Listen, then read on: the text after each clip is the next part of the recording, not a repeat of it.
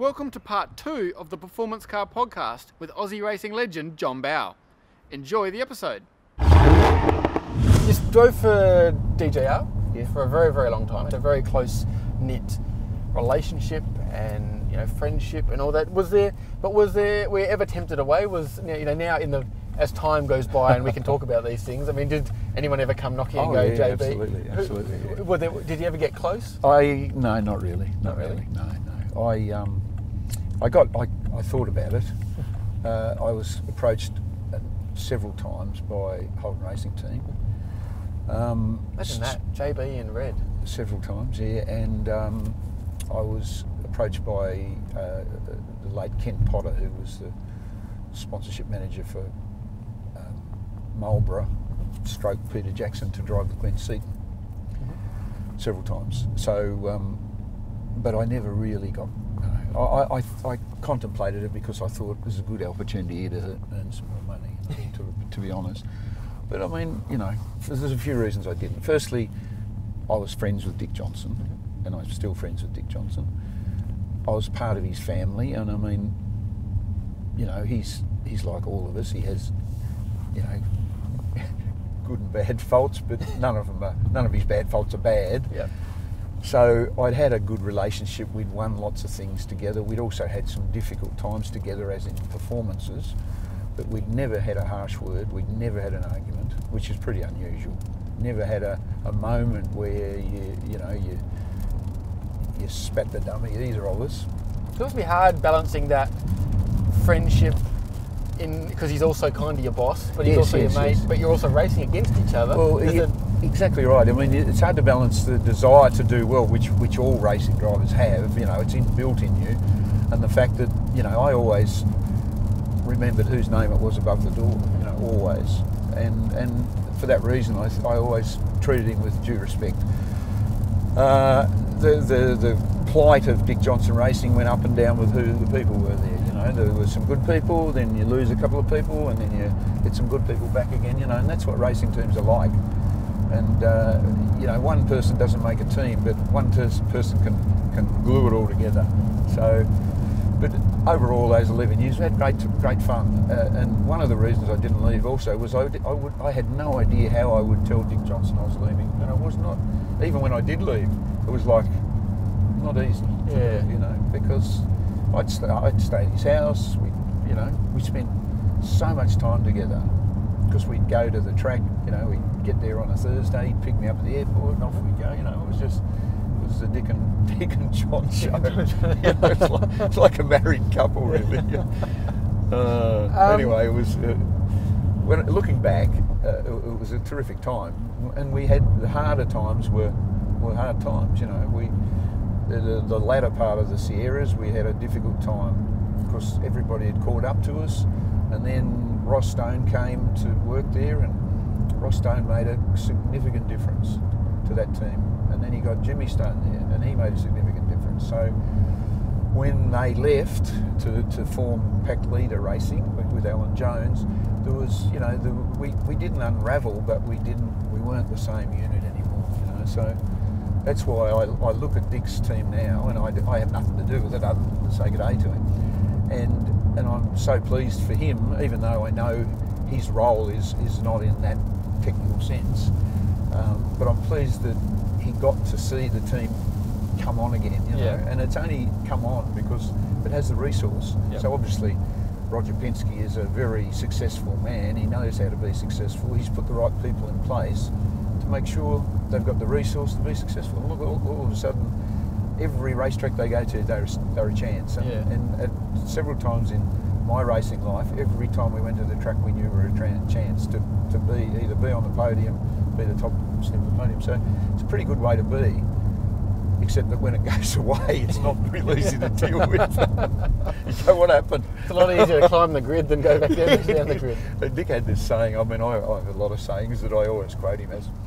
You pass the same people on the way down as you did on the way up, That's a ripper saying, isn't it? Oh, he's a quote machine. He is. Honestly, I've got so many. I call them Dickisms. We'll probably have we've touched on it briefly, but post Supercars career, adjusting, like you said, that was a tricky time in your life, and I know it's something you are sort of happy to talk about because it is important for many people who go through difficult times, and I think it's maybe good that someone who's seemingly, famous racing car driver, he's still human, still got problems to deal with and problems, issues. yeah. So, Yep. what, I guess, touch on it briefly, in what advice or tips, can you offer to people? Because it doesn't necessarily go away either. You just have to sort of learn to deal with it and manage it and, try and make things better. So do you have any, from what you've learned, talking to people? Well, yeah, I mean, I get asked about it a lot, and it's not like I thought I was a hero by talking about it. I'm a talker, so I talk about it, I continued in some ways to do things for mental illness and depression with the Black Dog Institute, with Beyond Blue, Pace, who is a Sydney big property developer that builds entire communities. They are very supportive of mental illness, and they support me through to do things for mental illness. So, but I mean, it sounds like an ad, which I suppose it is, but the thing that everybody has to try and do is to seek some help. I mean, you can't just live with it on your own. You can't expect your family to solve your problems for you because they don't know. For somebody that, say, your partner, your girlfriend, your boyfriend, your husband or wife or father or whatever, if they haven't had depression, they don't know what to do. They can't help you really, other than supportive. So you need to seek proper professional help. The first thing to do is to go to see your doctor, your normal MD, and then from there you end up with whoever they decide that you need to go and see. But you've got to do something about it. And I ignored it for a long time because I was let's call it a frontline racing driver in the most popular category in the country, and I was well known, and I felt like it was a bad thing to be depressed, so I used to pretend. I used to go to the race meetings and act like I was all right, and I was not all right. Damon Hill talked about this a lot in his book when he was winning the World Championship. Yes. He was going through similar things, so you never know what's behind it's the facade, so and you become quite good at hiding it. Well, you're better off not to, I mean, there is a lot of mental illness in today's society, and it's not just depression. There's other, anxieties and various things, and it's very complicated. But ultimately, you need to see a psychiatrist really, because they understand the workings of the brain much better than anyone else does. Even though quite often I'm sure they don't understand the workings of the brain either. It's a bit like a race car engineer. Well, we'll change this. That might fix it. It may not fix it too. So. There's a good story from Dick about that, where you guys were at Bathurst in '94 in that book I just read. Yeah. And I think the dampers broke or something, but it actually made the car brilliant. No, we made a change to them. It was during particularly my damper period. It's like, Pro Hard had a period. He painted certain pictures, and Picasso. I had a damper period. I went through for about 10 years, and Ross Stone was particularly encouraging about stuff like that. He obviously wanted to learn as much as I did. So we pulled them out prior to the race, and he did some changes to them, and we were using Penske dampers. I still use Penske dampers in my TCM car. And we made some changes. I know what they were, but I'm not going to tell everybody in case they don't know. And it made the car great. The car was terrific in that race. It was really, really good. It was funny because we had a quick car all week really, but in the shootout, Dick always drove in the shootout. He clipped the wall coming out of the cutting, so he's damaged the car slightly, and so we ended up 10th on the grid. So race morning, it's raining, it's like this, terrible. So I've struck this before, because every time it rained, he used to make me drive. So I'd had breakfast at the track, and then I went off and hid, because I didn't want to get, I went and found someone I wanted to talk to. So I didn't want to start the race. Lock yourself in the smallest room. Yes, I'm busy. Yeah, I'm busy. So I can't remember who I was talking to, but I know everybody, so I was talking to somebody. And Ross Stone found me and he said, "Oh, Dick wants you to start." And I said, you know, I uttered a couple of expletives and I said, "No, I'm not gonna." It was miserable, like much of it. Anyway, of course, it's Dick Johnson Racing, not John Bowe Racing. so I'm in the car. I'm on the 10th row, sitting on the grid. There's people everywhere. The windows are all steamed up. And I'm looking down onto the front of the grid, and I can't remember who was there. It might have been Scaife or someone in a Winfield car. And Dick's there with his aqua-coloured Dunlop jacket on. I don't know why Dunlop had aqua-coloured jackets when their colours are yellow, but anyway, he had his aqua-coloured. And him and Jill were down there laughing and joking. And every now and again, I flick the wipers on and I think, "You bastard." Good time, but it worked out well because you won the race. Well, it did, yeah. So. We had a good rapport going on. As I said, Ross and Jimmy Stone were there. We had Alan Horsley, you know, of ex-Mazda guru team manager type bloke. He was doing some strategy. It was not the days of now. They have computer programs that basically run their strategy for them. These were, you know, blokes looking at the wind, ring up like where's the wind coming from, and ring the Shell service station in Orange and see what the weather's like over there. And that's what it was like, truly. So we stopped, we changed tyres, we'd stop, change tyres, we changed tyres so many times, you know, as the track changed. In the end, we had a good car, and the secret to Bathurst, even though it's a very different race now, it is still, you need a good car at the end, and we had a good car at the end. So. You know, revitalised, as you mentioned earlier, Touring Car Masters sort of got you back behind the wheel in a competitive sense, you know. Yep. Obviously something you love, and rather than Touring Car Masters per se, but what keeps you driving? Because lots of racing car drivers, I think they get the buzz from the competition, because you see it all the time. They stop driving at ATCC level or Formula 1 level and go, "I don't need that competition anymore." It seems for me that you've got a competitive streak, but you love driving road cars. I love driving road cars. I love driving. I love racing. What is it about driving that I love the people that gives you the buzz? I don't know, honestly. I mean, if I you like sliding cars around, or you like to be neat, or I do a few days a year, not many, but a few days for V8 race experience. So I take people for rides. So and that's not racing. That's just driving, basically. You know, at Sandown or Bathurst or Eastern Creek, and I love that. I get a kick out of it so much because people get to see what you do. I think that's what it is.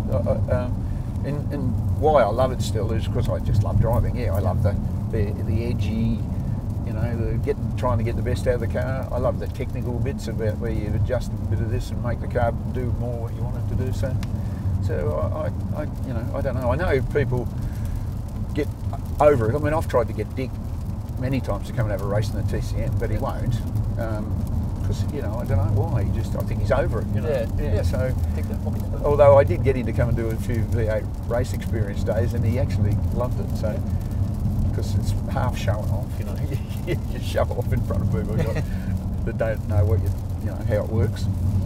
But yeah, I still love doing it. I mean, honestly, I want to keep racing forever now. Obviously, you can't keep racing really fast cars when you're 85 years old. But well, you know, Stig Blomqvist still does all right, and he's still winning rallies when he's in his early 70s. And oh yeah, I reckon that's achievable. No problem. As long as you stay healthy. I mean, and who knows, you know, where your life takes you. Yeah. I don't know, but I have no intention of stopping.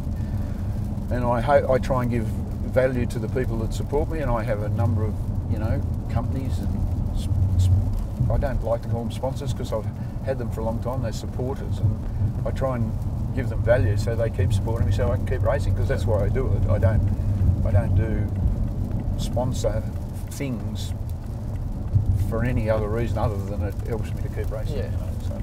Do you still learn? Are you still learning? Yeah, I do. Yeah, not only of Touring Car Masters, which we've talked about quite a lot, but I've raced GT cars for a long time too with Maranello. I used to race them with Prancing Horse. Yep. And then that became Maranello Motorsport, and business guy, a guy called Peter Edwards, a lovely bloke. I've driven with him in GT races for quite a number of years, but I haven't this year. unfortunately, because I mean for various other reasons. But the challenge of driving a GT car is very different to the challenge of driving a Touring Car Masters car or a V8 Supercar. So I like that, you know, where it makes you work, makes you think. Now, I'm not professing to be the best in the world at it or anything, but it's, you know, it engages what sort of the sort of brain I have. I suppose. And in terms of your driving, what was sort of, you know, was there someone you looked up to, someone you modelled yourself on, someone you know, did you have a particular style you liked, or style you feel you have, or you're pretty adaptable, or? Oh, I'm quite adaptable, I think, yeah. Whether I'm adaptable by birth or whether I'm adaptable by the fact that I've driven a lot of different cars, I'm not sure. But I think the person that had the most impact on me was Alain Prost. I watched Alain Prost drive a number of times, and he was I thought he was an artist in a car. Like, so his inputs were so smooth. He was so you know, I just thought he was fantastic. And results would say that I was right. I mean, he won a lot of races. But you know, he was of my era really. So it's not like I looked to him as a hero. Yeah. I don't think I really had any heroes. I had admiration for various people. But when you race against Jim Richards or Peter Brock or any of those people that were big names in the era, I mean, you basically want to beat them. You don't, you know, you don't go, gee whiz, I'm racing against Peter Brock. I mean, I remember, you know, the first time I raced in an ATCC race against Peter Brock, and I mean, I wanted to beat him. I wanted to beat him. Yeah. Who was your toughest rivals? Who are there any people that stick out, whether they were crazily quick and you thought, geez, I don't know if I can match that, or whether they were just really tricky people to, you know, bash panels there is a difference between crazily quick and hardcore. You know, Yeah. I mean, there's hardcore races that are real hardcore. I think I was hardcore. I'm probably not as hardcore now, but I can be if anyone harder to pass than a kidney stone. riles me up. And I still can be if I want to. It just depends how I want to play it. But if you know, I had to play a bit. I only raced recently at Wakefield Park in a Group N Mustang that's owned by a mate of mine. And this bloke was giving me a rough up, so I was hardcore with him. So I'm still capable of it. But the hardcore guys, like Alan Grice was hardcore, Russell Ingall was hardcore, Larry could be if he wanted to be, and other times he could be relatively gentle and fair, you know. So that Gricey and Russell Ingall are probably the two hardest core blokes I've raced about in against. terms of pure speed, like if you're in a top 10 shootout and someone's going out? Well, Lowndes was always quick. Yeah. Always, you know, Lowndes had a great flair, and I still think he's got a great flair. Van Giz I only raced against him when he was new, but he had this Lowndes-like flair where they don't drive in a conventional way; they drive in a flairy kind of way, you know. Do you mean they sort of slide the car, but they keep the more time so. in it? Yeah, they keep the time in it, and they don't seem to kill their tyres any more than the bloke that's really very gentle. So. But I mean, the drivers of today are fantastic drivers. I mean, they really are. There's more depth to the field than there ever was, of course.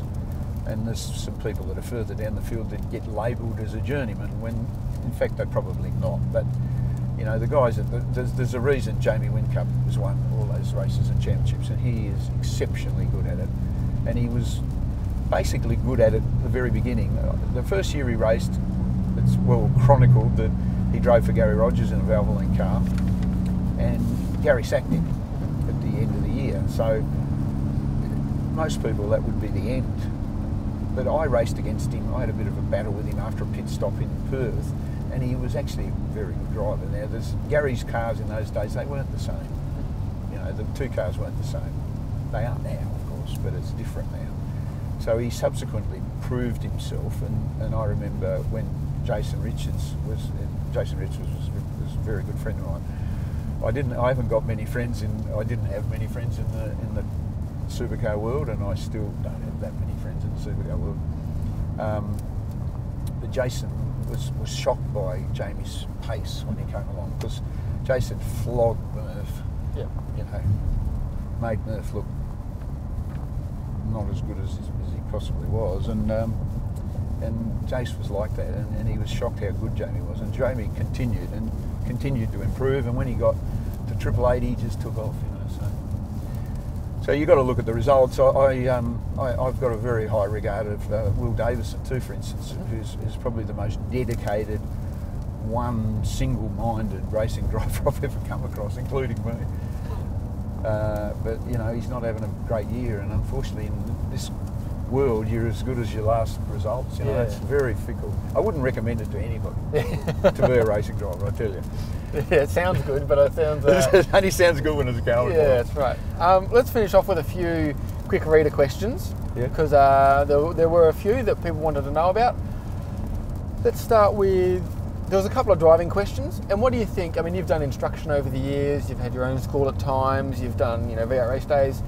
What's one thing most people get wrong with when they're trying to drive quick? And if someone wants to improve their lap time, and they're just a beginner, what's the one thing you think that will give a biggest improvement? Like vision, braking, steering, control, what could it be?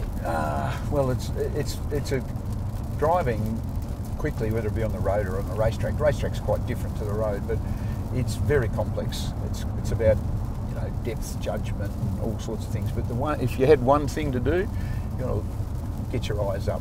A lot of people just look right here. You've got to really raise your eyes and look way ahead of your car, because you then will push the car further, push it more. So that's probably the single. If there's one single thing, and there's more than one single thing, but if I had to pick one, that's the one I'd pick. Okay, excellent. Supercars' future direction. Now, obviously, you're quite outspoken on your Facebook page about Supercars rounds and driver issues and everything. What do you feel as Supercars goes into Gen 2 next year, introducing turbo V6s?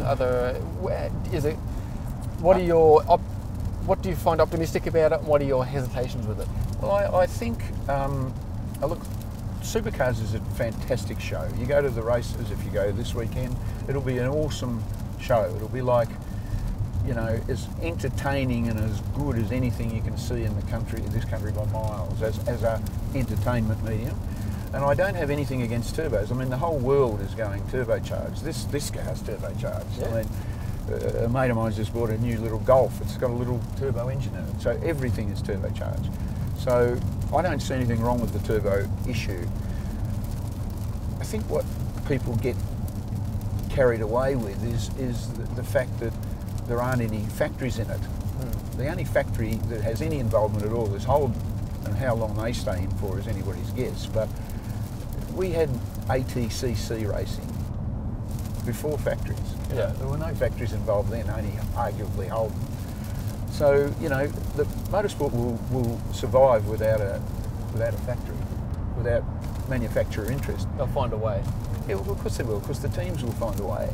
The only issue I have with it is it's too expensive. Yeah. And it's too expensive because the teams have made it be too expensive, and the teams actually run their own race, behind the scenes.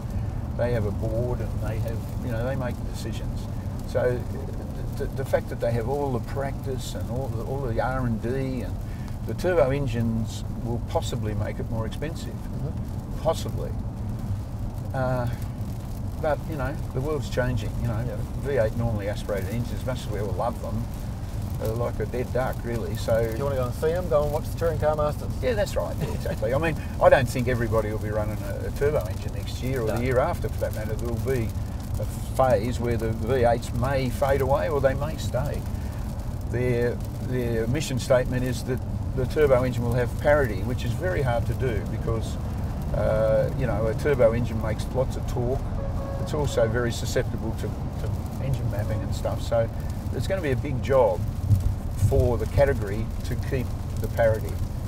But they have some good people, so I don't write it off at all. I think it's a terrific show. If there's one thing I wish for it to do, is to achieve some reduction in budget, so it's just not so expensive. So then you could get some Dunlop series teams that aspire to going up there and doing it. At the moment, there's no way they can. The budget, F2 to F1. Exactly. Like yeah, the budget's just too huge. So they need to get that out of it to some degree. So, but I think if you go along as an I want to go to the races this weekend, you'll go home thinking, wow, that was good. I mean, the last round, it was a fabulous race. I was there just as, you know, in a capacity as a, you know, PR capacity, really, I suppose. An observer. An observer. And it was just an awesome race. So, you know, it's a good show. So if they could achieve that cost-cutting thing somehow, and to be honest, I don't understand why Kia or Hyundai or somebody don't get into it. But they don't. You probably know more than I know. We'll finish off with a bucket list question. You've driven all sorts of things, open wheelers, touring cars, you know, more than you can count. But if you had to have a day, one car, one track, if I can provide that to you, what are you picking?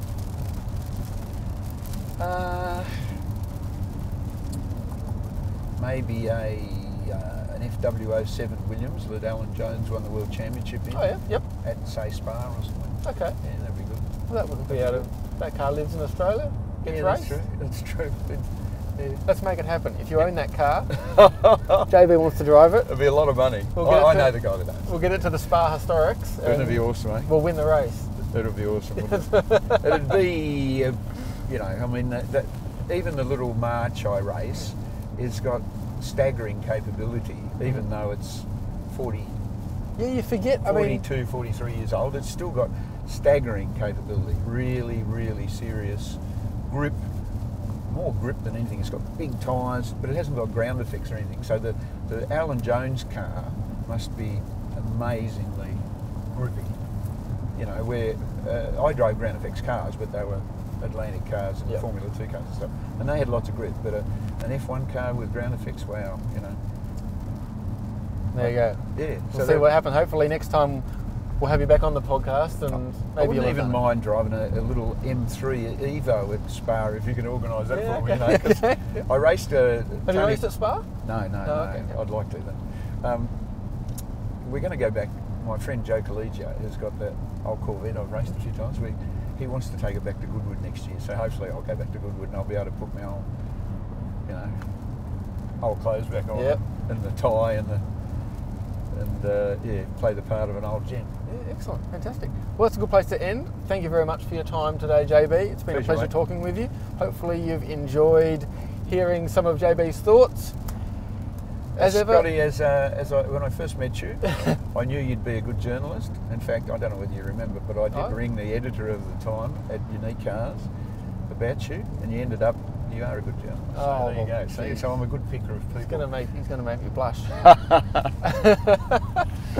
But yeah, it's been a great chat.